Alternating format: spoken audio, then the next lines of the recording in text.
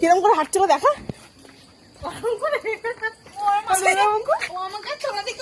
কিরম করে সামনে দে ওই থেকে যাই।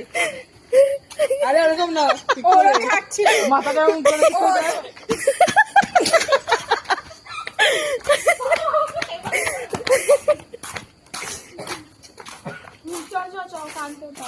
চল টাটা টাটা। ওর মুখের দাম আছে। এই যা যা, তোর একা রেখে যাবো না বলে আমরা আসলাম। তুই দাঁড়িয়ে থাকবি এখানে। গেলে চল এখানে দিয়ে চলো।